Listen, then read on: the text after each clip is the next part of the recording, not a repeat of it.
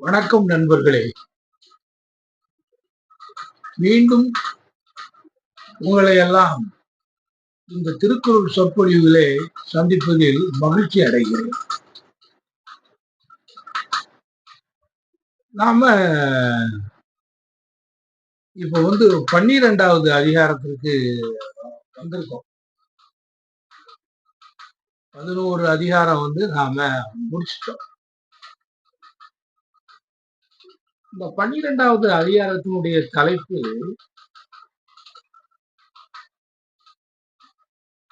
நடுவு நிலைமை, நடுநிலை வைக்கிறது. நடுநிலை வைக்கிறது அப்படிங்கிறதெல்லாம்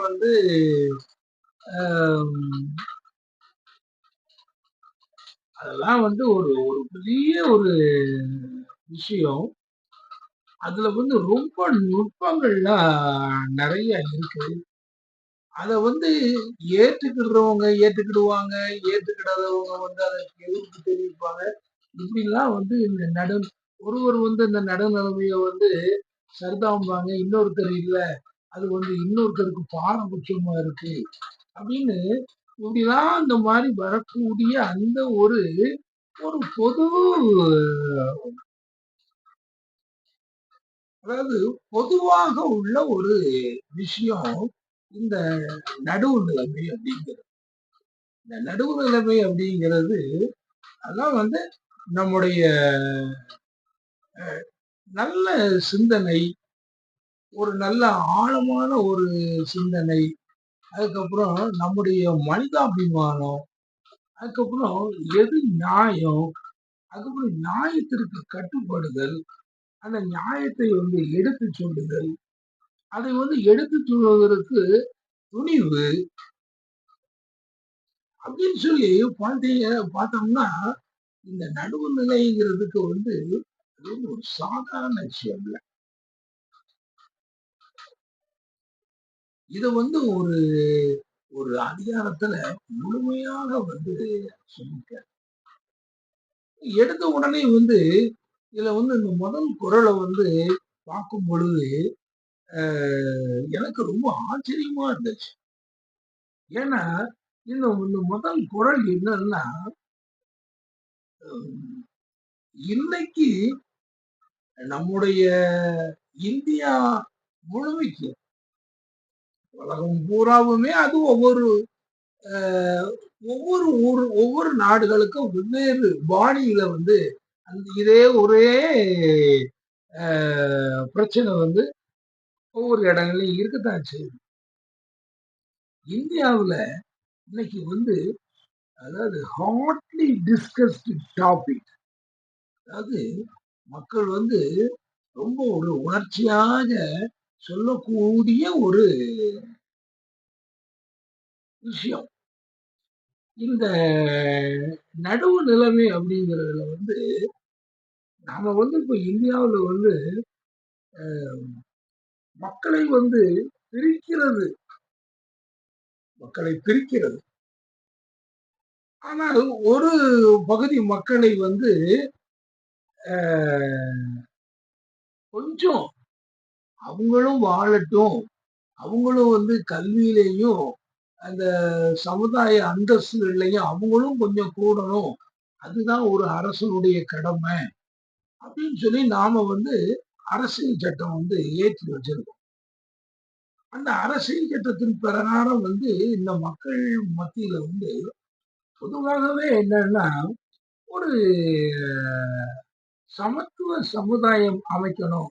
ஏற்றத்தாழ்வு, அதாவது ஒரு பணக்காரன் ஏழை, அதுக்கப்புறம் ஒரு சமுதாயத்துல உள்ள நிலையில இவரு இன்னாரு, இவரு இந்த ஜாதி, அவர் அந்த ஜாதி, இது உயர்ந்த ஜாதி, இது தாழ்ந்த ஜாதி, இப்படின்லாம் இதுல ஏற்கனவே இந்த அரசியல் சட்டம் 1950 ஜனவரி 26ல இந்தியாவில் அமுல்படுத்துறதுக்கு முன்னாலே இருக்கு. அப்போ அட்லீஸ்ட் இந்த 50 புதிய அரசியல் சட்டத்தை நாம இதை அமுல்படுத்துறதுக்கு அப்புறம் இதுகள் பிரகாரம் நம்ம நடக்கணும் அப்படிங்கிறது தான் நம்முடைய முயற்சி. அப்படி வரும் பொழுதுதான் அது வந்து இந்த ரிசர்வேஷன், அதாவது வந்து வாய்ப்பற்றவர்களுக்கு அரசு வேலை வாய்ப்புகள்ல, கல்வி ஸ்தாபனங்கள்ல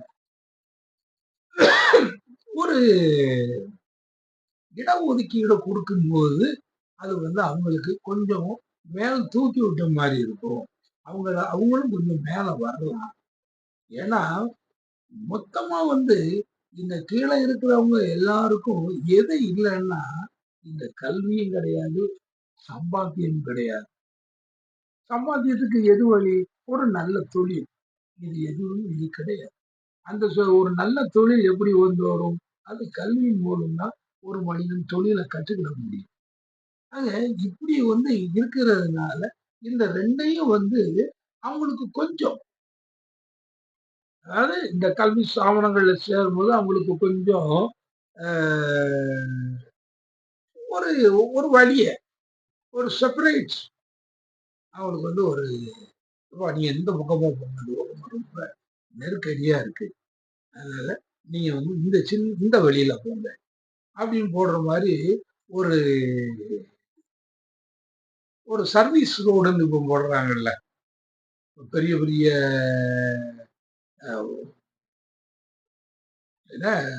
ஹைவேஸ்ல வந்து 100 கிலோமீட்டர் 200 கிலோமீட்டர் தூரத்துக்கு ரோடுகள் போடுறாங்க. ஆனா ஒரு 5 கிலோமீட்டர் அல்லது ஒரு 10 கிலோமீட்டர் வரும் பொழுது பக்கத்துல உள்ள ஊர்கள் ஜாயின் பண்ணும். அதுக்கு முன்னால வந்து அந்த அந்த அந்த இடங்களுக்கு போறதுக்கு ஒரு சர்வீஸ் ரோடுன்னு ஒண்ணு போட்டு இவங்க அதுல போய் நின்று அதுல போய் இருக்கிற மக்கள் எல்லாம் ஏத்திட்டு வருவாங்கல்ல, அது மாதிரி ஒரு சர்வீஸ் ரோடு போட்டு இது பண்றாங்க. இப்படிதான் வந்து அந்த இதுகள் வந்து இருக்கு. ஆக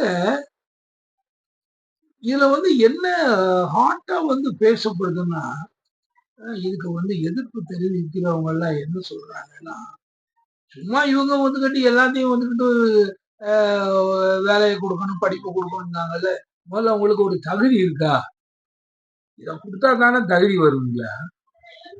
இதுக்கு முன்னாலே வந்து தகுதியை வந்து நீ கேட்டீங்கன்னா என்ன தகுதி இருக்கு மனிதன்கிற அந்த தகுதியை தவிர, அப்படி வந்துகிட்டு அந்த இத கேட்டு இவங்க வந்து இந்த பிரச்சனையை கிளப்பி இது சுதந்திரத்துக்கு முன்னாலேயே அந்த பிரச்சனைகள் எல்லாம் நடந்துகிட்டு இருக்கு. அதத்தான் அது வந்து ஆச்சரியம் என்னன்னா, 2000 வருஷத்துக்கு முன்னால வந்து இந்த குரலை எழுதியிருக்கக்கூடிய வள்ளுவர் இன்னைக்கு 1950 நம்ம வச்சு கொடுங்க, அந்த 1950ல எது வந்து மக்களிடையே வந்து ஒரு பெரிய உணர்ச்சியை தூண்டக்கூடிய ஒரு விஷயமா இருக்கோ அந்த தகுதின்னு போட்டு ஒரு குரலை ஆரம்பிக்கிறார். எப்படிப்பட்ட நடுவு நிலைமையில வந்து அவங்க வந்து எதை வந்து அவங்க வந்து கொண்டு வராங்க பாருங்க. எல்லாம் கேட்கும் பொழுது தகுதி தகுதின்னு சொல்லும் பொழுது தகுதி அப்படின்னு போட்டு ஒரு குரல் ஆரம்பிக்க ஆச்சரியமான 2000 வருஷத்துக்கு முன்னால இப்படி இந்த இந்தியாவில் உள்ள பயல்கள்லாம் இந்த மாதிரிலாம் இந்த உயர் ஜாதிக்கார பயல்கள்லாம் இப்படி வந்து இந்த தகுதி திறமை இப்படிலாம் எதுவும் சொல்லுவாங்க அப்படின்னு அவர் அன்னைக்கே அதை நினைச்சிருக்காரு. அற்புதமான திருக்குறள், அற்புதமான நடு நடுவு நிலைமை. அது நடுநிலைமைங்கிறது நடுவு நிலைமை. அப்படிப்பட்ட ஒரு குரல், அப்படிப்பட்ட குரல் பாக்களை வந்து ஒரு முதல் குரல் என்னன்னா, இந்த இந்த இந்த டாபிக்கை பேசும்போது உண்மையிலேயே ரொம்ப மக்களுக்கு வந்து இதை வந்து நல்லா விவரிச்சு சொல்ல வேண்டியது. அவர் சொல்றாரு முதல் குரல்ல, தகுதி என ஒன்று நன்றே, சரிதான்பா, அது நல்லதுதான். நீ தகுதின்னு சொல்றியா, நிச்சயமா வந்து அது வேணும். அது கண்டிப்பா வந்து முக்கியம். அது வந்து ஒரு மனிதன் வந்து ஒரு தகுதியோட வாழணும். ஒரு நாடு தகுதி உள்ள ஒரு நாடா ஆகணும் அப்படிங்கிறதெல்லாம் உண்மைதான். தகுதி என ஒன்று நன்று அப்படின்னு சொல்லிட்டு தான் அடுத்தாப்புலதான் வந்து அங்க வந்து அவரு ஆப்பும் வைக்கல, கொடியும் வைக்கல. நேரடியாவே சொல்றாரு, அந்த தகுதி என ஒன்று நன்றே பகுதியால் பாற்பட்டு ஒழுகப் பெறு. அவன் வந்துட்டு அவன் சொல்றான். வந்து தகுதிய வந்து நீ டிஃபைன் பண்ற. தகுதி வந்து வேணுங்க. ஓகே. அது சரிதான்னு தான் அவர் சொல்றாரு. வேணும் அப்படிங்கிறாரு. அப்போ வந்து இந்த இப்படி இப்படி இருக்கணும். இவ்வளவு படிச்சிருக்கணும். இந்த வேலைகள்ல இருக்கணும். ஒரு நல்ல அ ஒரு சுத்தமான ஆளா இருக்கணும். ஒரு நல்ல ஒரு உணவு வகைகள சாப்பிடக்கூடியவனா இருக்கணும். ஒரு நல்ல ஒரு பெரிய வசதியான வீடுகள்ல வாழக்கூடியவனா இருக்கணும். இப்படிப்பட்டவங்க தான் வந்து ஒரு தகுதின்னு சொல்லி ஒரு நாட்டுல ஒரு மக்கள வந்து நீங்க சொல்லும் பொழுது, நீங்க அப்படித்தானே எங்க நாட்டு மக்கள் வந்து இவ்வளவு பணக்காரங்களா இருக்காங்க, இவ்வளவு வீடுகள் வச்சிருக்காங்க அப்படின்னு நம்ம சொல்றோம்ல. அதே மாரி நீ வந்து அத டிஃபைன் பண்ணும்போது, இப்படிலாம் நீ சொல்ற. அது வந்து சரிதான். அப்போ அவரு கேட்டாரு, "நீ இந்த இவ்வளவு பேருக்கு அப்படி சொல்றியே, இந்த இவங்களெல்லாம் என்னத்த சொல்ல? இவங்கலாம் வந்து ஒண்ணுமே இல்லாம இருக்காங்க, படிக்கல. அ அ ஒரு தொழில் வந்து ஒரு ஒரு மெனியல் ஜாப் அப்படின்னு சொல்லுவோம்ல. அல்லது வந்து ஒரு ஒரு கீழான ஒரு வேலை. என்ன வேலை வந்து சிறந்த வேலை? இப்ப வந்து இன்னைக்கு வந்து ஒரு கிளர்க்கு வேலை, அது அந்த வேலை சிறப்பான வேலையில இருக்கலாம். ஆனாலும் கூட ஒரு அறிவை பயன்படுத்தி அ செய்யக்கூடிய வேலைகள்லாம் எவ்வளவோ இருக்கு. அதையெல்லாம் விட்டுட்டு ஓ ரோட சுத்தம் பண்ற வேலை, கான சுத்தம் பண்ற வேலை, அதுக்கப்புறம் வந்து அந்த வீடுகள்ல வந்து மக்கள் வந்து அவங்களுடைய கழிவுகள வந்து ஒவ்வொரு நாளும் வெளியேற்றக்கூடிய இந்த வேலை. இந்த மாரி வேலைய வந்து யாரும் விரும்ப போறதில்ல. ஆனா, அவங்கலாம் அத செய்துகிட்டு இருக்காங்கப்பா. அப்ப அந்த ஆள் அது அவன் செய்ய வேண்டியதுதான். அதெல்லாம் வந்துட்டு அதுல வந்து எந்த விதமான ஒரு இது இல்ல. அதுல என்ன இருக்கு? அப்படின்னு சொல்லிட்டு போக்கூடாது. அப்போ அந்த வேலையும் மாறணும்ல. அப்ப அவங்களுக்கு என்னன்னு கேட்கிறேன். அதுக்கு தான் வந்துகிட்டு இந்த இவங்க வந்து இந்த இடஒதுக்கீடுன்னு ஒண்ணு கேட்டோம்னா கொஞ்சம் படிக்க வைப்பா. ஏன் அவன் படிக்க முடியாதவன் இல்ல. இப்ப என்ன இப்போ எடுத்துக்கிட்டீங்கன்னா, எங்க அப்பா வந்து மலைக்கு கூட பள்ளிக்கூடத்துக்கு ஒதுங்கல. ஆனா நான் வந்து எங்க அப்பாவ படிக்க வச்சதுனால, நான் ஒரு ஆங்கில கல்வியை கற்று பெற்றேன். ஆக என்ன வந்து படிக்க வச்சதுனால தானே எனக்கு அதெல்லாம் வந்து முடிஞ்சது. அப்பா உனக்கு வந்து படிக்க விடுங்கப்பா. காமராஜர் அதானே செய்தாரு. சும்மா வந்துகிட்டு எனக்கு அங்கங்க பள்ளிக்கூடங்கள தரங்கப்பா. அப்படின்னு தானே அவரு சொன்னாரு. அப்போ இதெல்லாம் அவங்க அவன கொஞ்சம் படிக்க வைங்க. சரி அவன் கொஞ்சம் படிச்சு வந்துட்டானா, அவனுக்கு வந்து ஒரு கவர்மெண்ட்ல ஒரு வேலைய குடுங்க. சும்மா வந்துகிட்டு ஒரு தாசில்தார் ஆபீஸ்ல ஒரு அ கிளர்க்கா போட முடிஞ்சா பாருங்க. இல்ல நான் ஒரு பியூனா போடுங்க. இன்னைக்கு அவன் பியூனா இருந்தா, நாளைக்கு அவன் மகன் வந்துகிட்டு ஒரு கிளர்க்கா வருவான். அல்லது வந்து ஒரு ஏதாவது ஒரு ஃபேக்டரி எங்கேயாவது அ இருக்குன்னா, அங்க வந்து ஒரு மிஷின்ல வந்து வேலை பார்க்கக்கூடிய அந்த அறிவு உள்ள மனிதனாக அவன வந்து ஒரு ஃபேக்டரியில போடுங்க. அங்க வந்து ஒரு எழுத்தரா போடுங்க. அங்க ஒரு சூப்பர்வைசரா போடுங்க. அங்க ஒரு சப் மேனேஜரா போடுங்க. அங்க ஒரு லைன் மேனேஜரா போடுங்க. ஒரு மேனேஜரா போடுங்க. இப்படின்னு சொல்லி எவ்வளவோ இருக்க. அதுல வந்து வரலாம்ல. அப்படின்னு அந்த இது அத அத எல்லாத்தையும் மாத்தணும். ஏன்? அந்த இதுகளுக்கெல்லாம் அந்த கால் வலிக்கிறதுக்கும், இந்த குப்பை எடுக்கிறதுக்கும், இதுக்கு ஒரு மாற்று கண்டுபிடியா? இது வந்து மனிதர்கள் செய்யாம வேற 2000 வருஷமா இதைத்தானப்பா அவங்க செய்யுது. தமிழை வந்து தமிழ் மொழி மீது படையெடுத்து, தமிழ் மக்கள் மீது படையெடுத்து, தமிழ் கலாச்சாரத்தையே வந்து அழித்து, இந்த வடநாட்டு கலாச்சாரங்களை எல்லாம் புகுத்தி, அதற்கு இங்க இருக்கிறவங்கலாம் அதுக்கு நம்ம கூட நம்ம ஆளு. என்ன வந்துகிட்டு இந்த வந்து இந்த ஆரியர்களோ அல்லது பார்ப்பனர்களோ சொல்லுவாங்க எல்லாம் இல்ல வேற ஆளுங்க. இந்த கைபர் கணவாயில இருந்தா அங்க வந்தாங்க. எல்லாம் நம்ம ஆளுதான். நம்ம ஆளுல வந்துகிட்டு அவன் வந்துகிட்டு ஒரு ஏப்பம் ஜாப்பம் பார்த்து வந்துகிட்டு நான் வந்து பெரிய ஜாதி, அதனால நீங்க வந்து இப்படி இருக்கணும்னு சொல்லி அவன் தன்னைத்தானே வந்து ஒரு காரியங்களை சொல்லி அதற்கு அன்னைக்கு உள்ள தேவைக்கு அன்னைக்கு உள்ள அரசர்கள் மற்றவர்கள் அதற்கு துணை புரிஞ்சு இப்படியே வந்து இது பண்ணி கடைசியில இப்படி நம்மள வந்து குதிரை ஏறணும், கடைசியில வந்து இது பெர்மனண்டா இருக்கிறதுக்கு நம்மள வந்துட்டு வடக்க கோத்து விட்டுட்டு போயிட்டான். அந்த மொழி, அந்த கலாச்சாரம் அதுகளுக்கு எல்லாத்துக்கும் நம்மள அடிமை.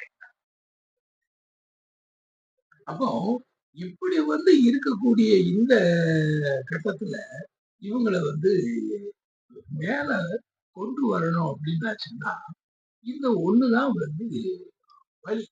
அவன் எப்படி வந்துகிட்டு மேல வர முடியும்? அதையெல்லாம் செய்ததுனாலதானே இன்னைக்கு இந்த வேலை. அப்போ இதுல எல்லாம் வந்து சரி தீர்க்கணும். அவரு என்ன சொல்றாரு, நீ தகுதின்னு சொல்றதை பத்தி நான் ஒண்ணுமே நான் சொல்ல. அப்படி இருந்தாலும் அது வந்து பகுதியால் பாட்பட்டு ஒழுக பெறணும். ஒவ்வொரு பகுதி மக்களுக்கும் அதுக்குன்னு ஒரு நீதியை நீ கொடுக்கணும். ஒரு ஒரு செட் ஆஃப் பிரின்சிபிள்ஸ். இப்போ வந்துட்டு ஒரு ஒரு குவாலிஃபிகேஷனை வந்து நம்ம ஏற்படுத்தி வச்சிருக்கோம். இது இந்த வேலைக்கு வர்றவங்களுக்கு இந்த குவாலிஃபிகேஷன். அப்போ வந்து அந்த குவாலிஃபிகேஷன் வர்றதுக்கு ஒருத்தருக்கு வந்து நீங்க இவ்வளவு வச்சிருக்கீங்க, இன்னொருத்தருக்கு வந்து இப்போ ஒரு பரீட்சையில வந்துகிட்டு நீங்க வந்து 50 மார்க் எடுக்கணும் அல்லது 70 மார்க் எடுக்கணும், 90 மார்க் எடுக்கணும்னு வச்சிருக்கீங்கன்னா ஒருத்தர் வந்து அந்த 50க்கு குறைய 49 எடுத்தாலும் பரவாயில்ல, அவனையும் வந்து உள்ள வந்து கொண்டு வர்றதுக்கு ஏற்பாடு பண்ணுங்க அப்படின்னு சொல்லி அந்த பகுதி அந்த பகுதியால் உன்னுடைய தகுதியை வந்து நான் ஒண்ணுமே சொல்லலாம். அதுக்கு தக்காப்புல கொஞ்சம் செய்ய அந்த பகுதியால் அதை பார்ப்பட்டு ஒழுகினி என்றால் உன்னுடைய தகுதி என ஒன்று நன்றி, இல்லைன்னா வந்து அது ஏமாத்து. இது வந்து என்னைக்கு சொல்லியிருக்காரு?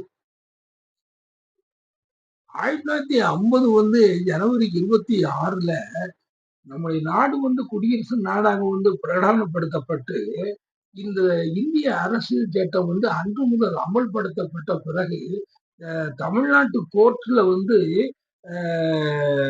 ஹைகோர்ட்ல போடப்பட்ட முதல் கேஸ் வந்து இதுவரைக்கும் இருந்த இந்த இடஒதுக்கீட்டு முறையை ஒழியுங்க என்பதுதான் கேஸ்.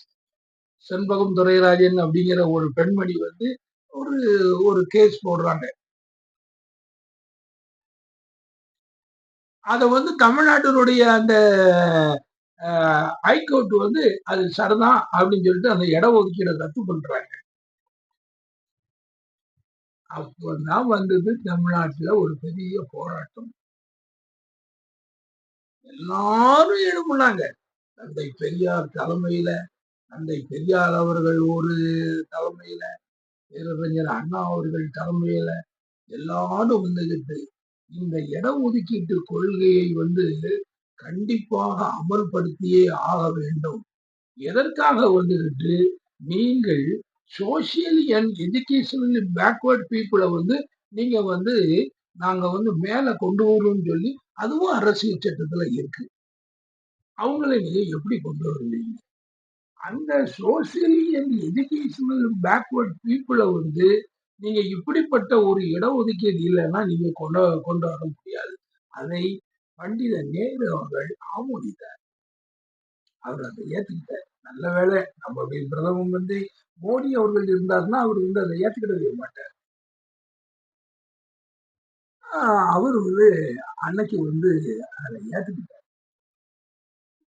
ஏற்றுத்தான் அன்றைக்கு அந்த 1950 வந்து இன்ட்ரோடியூஸ் ஆகுற இந்த அரசியல் சட்டம் முதல் முறையாக வந்து அரசியல் சட்ட திருத்தம் வந்து 1951 இருக்கும். அது எதற்காக வந்து அரசியல் சட்டத்தை திருத்துகிறார்கள் என்றால், இந்த சோசியல் அண்ட் எஜுகேஷன் பேக்வர்டு பீப்புளை வந்து முன்னேற்றுவதற்காக ரிசர்வேஷன் வந்து அது சரிதான் அப்படிங்கிற அந்த சட்டத்தை அரசியல் சட்ட திருத்தம் வருது. முதல் சட்ட திருத்தம் அது இந்த பேக்வர்ட் கிளாஸஸ் பீப்புளுக்காக. திருவள்ளுவர் அங்க நிக்காதியா.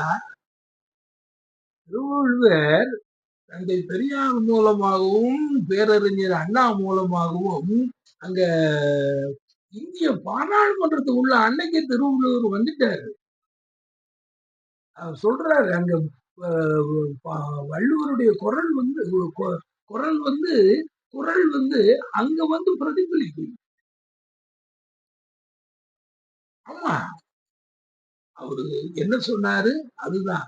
இவங்க வந்து தந்தை பெரியார் இவங்களெல்லாம் இந்த மாதிரி ஒரு அற உணர்வு உள்ளவங்க இந்த வள்ளுவர் சொன்னது விஷயங்களை அவங்க எல்லாம் தமிழ் மொழியில தமிழ் கலாச்சாரத்துல நமக்கு எப்படி இருந்தது, அதுக்கப்புறம் நாம எப்படி வந்து அடிமையானோம் இன்னைக்கே வந்து அவங்க தெரிஞ்சு வச்சிருந்தாங்க. ஏன்னா 1925 தந்தை பெரியார் சுயமரியாதை இயக்கத்தை கண்டதற்கு பின்னால் 1944 அது வந்து ஒரு திராவிடர் கழகம் ஆக்கப்பட்டதற்கு பின்னால் அது 49 பேரறிஞர் அண்ணா அவர்கள் காலத்தில் திராவிட முன்னேற்ற கழகமாக மாறியதற்கு பின்னால் இப்படி இவ்வளவு பெரிய ஹிஸ்டரி. அதற்கு முன்னால் நம்முடைய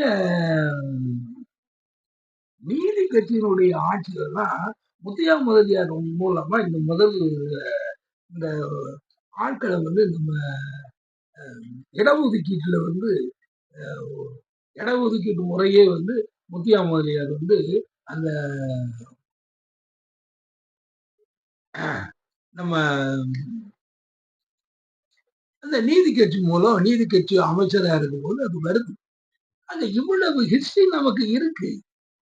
இந்த ஹிஸ்டரி, இந்த தமிழ் உணர்வு, இந்த தமிழ் வந்து நம்ம எப்படி ஆளுனால அப்படின்னு கொதிச்சு போய் இருந்தவங்க கிட்ட கடைசியில எல்லாத்தையும் செய்துட்டு இதுல வந்து கீழையும் தள்ளி விட்டுட்டு குழி பிடிச்ச மாதிரி எல்லாத்தையும் செய்துட்டு இதையும் வந்து நீங்க செய்றீங்கன்னா அப்போ என்ன வந்து கடைசியில அன்னைக்கு மட்டும் அந்த ஒரு சட்ட திருத்தம் வந்து மேற்கொள்ளப்படலைன்னா நம்முடைய கதி வந்து என்ன ஆயிருக்கும். அதோ கதிதான். நிரந்தரமான அடிமைகள் இன்றைக்கும் வந்து வடநாட்டுல நம்மளைய மாதிரி உள்ள வந்து இந்த backward classes people, tribals, SI, ஒரு சாதாரணமா உள்ள எல்லா மக்களுமே அப்படியே தான் இருக்காங்க. அங்க வந்து இந்த அவேர்னஸ் வந்து அங்க இல்ல.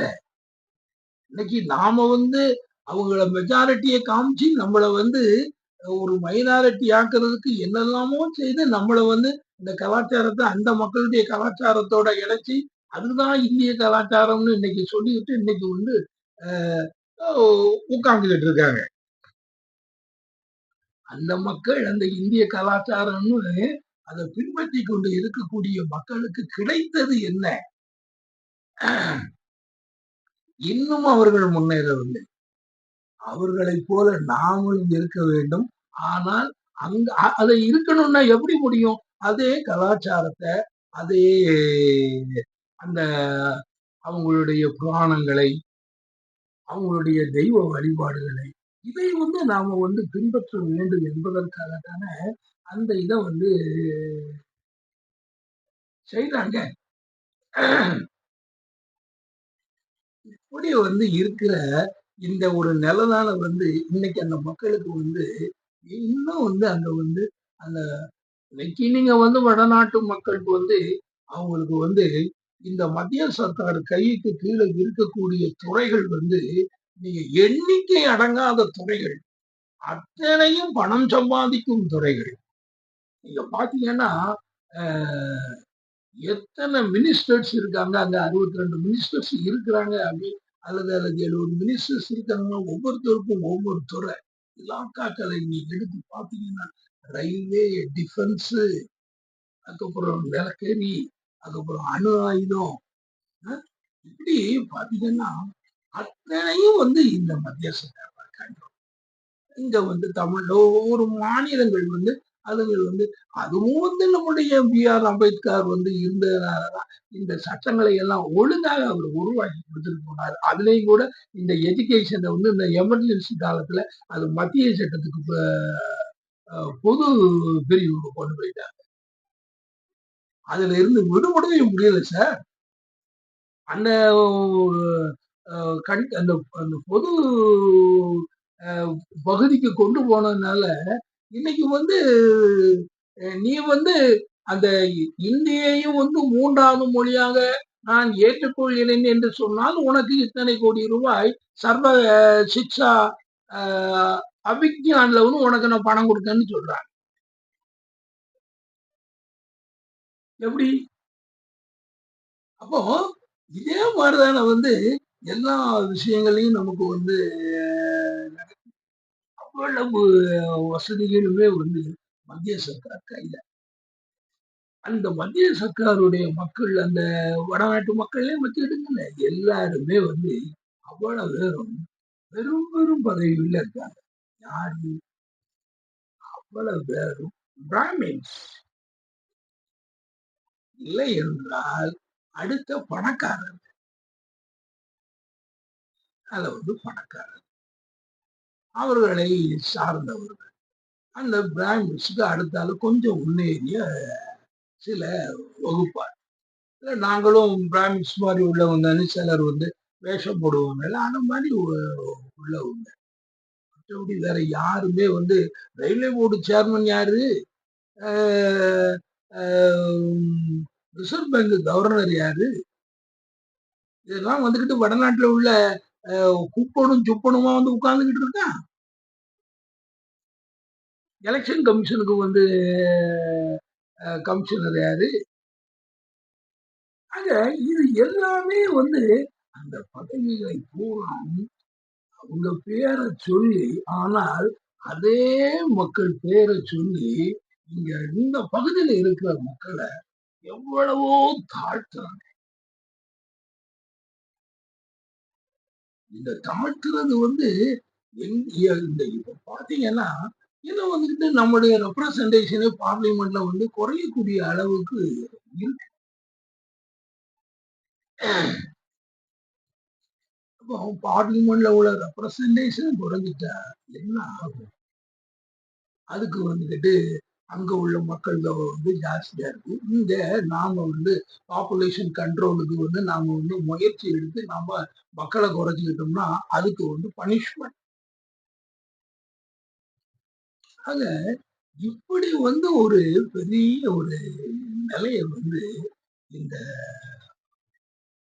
1950க்கு பிறகு வந்து இப்படி இதை வந்து உருவாக்கி வச்சிருக்காங்க. அதனால அந்த இத அன்னைக்கே சொல்லியிருக்காரு நம்ம தந்தை பெரியாரும் பேரறிஞராலும் நம்மளுடைய இந்த நூற்றாண்டு, இந்த 20ஆம் நூற்றாண்டுல அவங்க வந்து இருந்தவங்க. 20ஆம் நூற்றாண்டிலே வந்து அவங்க இறந்துட்டாங்க. கலைஞர் ஒருத்தர் தான் இந்த 21ஆவது நூற்றாண்டுல வந்து இறந்தார். அப்போ இதையெல்லாம் நம்ம பார்க்கும் பொழுது அன்னைக்கே வந்து இப்படிப்பட்ட ஹிஸ்டரி எல்லாம் இருந்ததுனாலதான் நமக்கு அது வந்து அந்த நம்முடைய உணர்வு வந்து நாம அது தீவிரம் தான். இன்னைக்கும் பாருங்க, இந்த வடநாட்டு இந்த இதுகளை எதிர்ப்பது யாருன்னா தென்னகத்துல நாம ஒருத்தர் தானே, தமிழர்கள் மட்டும்தானே. மற்றவங்க யாரும் அதை பத்தி கவலைப்பட்ட மாதிரி தெரியல. திராவிடம்னு சொன்னாலேயே நம்ம தமிழ்ல ஒருத்தர் வந்துகிட்டு அதை ஏத்துக்கிட்டு இருக்காரு. என்னத்தை சொல்ல இவரை முதல்ல இவரை கோயில்ல நாம மாத்த வேண்டியிருக்கு. திராவிடம்னு ஏன்னா இந்த ராபர்ட் கால்டுவெல் திராவிட மொழிகளையும் ஒப்புவிக்கணும்னு சொன்னாருன்னா இன்னும் விவரம் தெரியாம பேசுனாங்களா? இதெல்லாம் நண்பர் சீமானுக்கு இதெல்லாம் தெரிய வேண்டாம். சும்மா திராவிடம்னா என்ன அர்த்தம்? சுத்த தமிழ் தான் சொல்லணும் அப்படின்னு சொன்னா ஐயா, இது திராவிடம் அந்த காலத்துல இருந்தே திராவிடர்கள் அதுல இதுதானே எல்லா இடங்களிலேயும் வழக்கமா இருந்துகிட்டு இருக்கு. உங்களும் திராவிடர்கள் அது அந்த மொழியில அவங்க பிரிஞ்சு இருந்தாலுமே அவங்க நம்முடைய இதை ஏற்றுக்கிட்டாலுமே அவங்க நம்முடைய திராவிடர்கள் தான். நாமும் இந்த திராவிட இனத்தை சார்ந்தவர்கள் தான். தமிழ் மொழியை நாம பேசணும். நமக்கு அந்த இதை கேட்கறதுக்கு சக்தி இருக்கு. நம்முடைய மொழி அப்படிப்பட்ட மொழி. நமக்கு அது அவ்வளவு கலாச்சாரம் உள்ளது. நம்முடைய வாழ்க்கை முறை அப்படி உள்ளது. ஏதோ நம்முடைய அந்த இது இருந்திருக்கு. அதுக்காக அதை நீ சொல்லக்கூடாதுன்னு சொன்ன என்னையா? அவங்கள மாதிரிதான் நீங்களும் பேச ஆரம்பிச்சிட்டீங்க. இதெல்லாம் நம்முடைய லட்சியத்தை அடையும் போது இதெல்லாம் ஒரு குறுக்கீடுகள். இத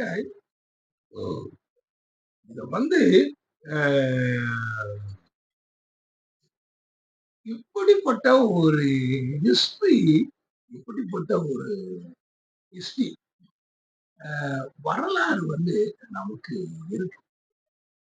இந்த ஒரு குறள்ல இவ்வளவு வரலாறு இருக்குங்க. இதுல நாம அந்த 50ல ஒலிச்ச குறள் தந்தை பெரியார் குரலோடு சேர்த்து நம்முடைய திருவள்ளுவர் குரலும் தான் சொல்லியிருக்காரு. அன்னைக்கு தகுதின்னு நீ சொல்லுக்க, ஆனா சரிதான். ஆனா நீ அந்த பகுதியை நீ பார்க்காமல் விட்டு விடக்கூடாது. பகுதியால் பார்ப்பட்டு ஒழுக பெரிய அதை நீ கவனிக்காம விட்டுற கூடாது. அப்பதான் அந்த அதுதான் நடுவு நிலைமைனா என்ன?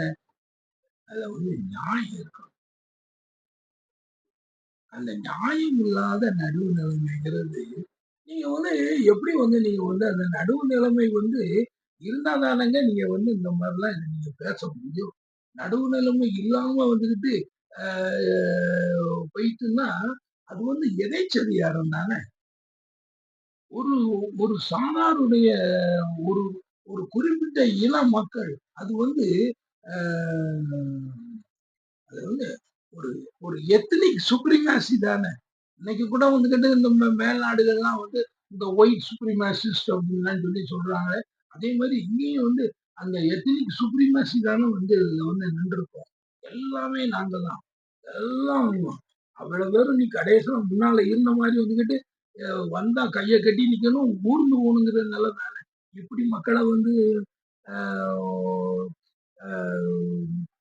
தரம் தரமா பிடிக்கிறதா ஒரு நாடு. இந்த மாதிரி ஒரு அற்புதமான ஒரு குரலை நம்முடைய திருவள்ளுவர் 2000 வருஷத்துக்கு முன்னாலே சொல்லி ஒரு நாட்டில் நியாயம், நடுவு நிலைமை, நீதி எப்படி பரிபாலனம் செய்யப்பட வேண்டும், எப்படி அது நடத்தப்பட வேண்டும். அந்த நடுவு நிலைமை அப்படிங்கிறதா இதான் ஒரு அரசாங்கத்துடைய பணி. அது எப்படி நடத்தப்பட அது பகுதியால் பார்ப்பட்டு ஒழுகப்பட வேண்டும். தகுதி என ஒன்று நன்றாக இருந்தால் அது பகுதியால் பார்ப்பட்டு ஒழுகப்பட வேண்டும். அப்படி இருந்து அதுதான் ஒரு நாட்டினுடைய அணிகலன். ஒரு அந்த நாட்டினுடைய அணிகலன், ஒரு நல்லவனுடைய அணிகலன், ஒரு மனிதாபிமானியனுடைய அணிகலன் எல்லாம் அந்த நடுவு நிலைமை தானே. நடுவு நிலைமை இன்னைக்கு இருக்க போய் தானே காவேரி விஷயத்துல வந்து நாம வந்து அதுக்குள்ள ரைட்ஸ் எல்லாம் நம்மளால கேட்க முடியுது. இல்ல வந்து என்னுடைய இடத்துல வந்துகிட்டு அது எல்லாமே வந்துகிட்டு உற்பத்தி ஆகுது. அத நானே வந்து எல்லாத்தையும் அனுபவிச்சுக்கிடணும்னா, அ அதே மாரி தான் நம்ம போயிருப்போம். இப்படிப்பட்ட ஒரு அருமையான அ குறளை அ தந்திருக்கிறார். ஒரு நாடு எப்படி ஆட்சி செய்யப்பட வேண்டும் என்பதை வள்ளுவர் இந்த குறளில் கூறியிருக்கின்றார். இன்னும் 9 குறள் இருக்குது. நம்ம அதுகளை எல்லாம் நம்ம பார்க்கும்போது, அதையெல்லாம் நம்ம பார்ப்போம். அதுவரை உங்களிடம் வந்து விடைபெற்றுக் கொள்கிறேன். நன்றி, வணக்கம்.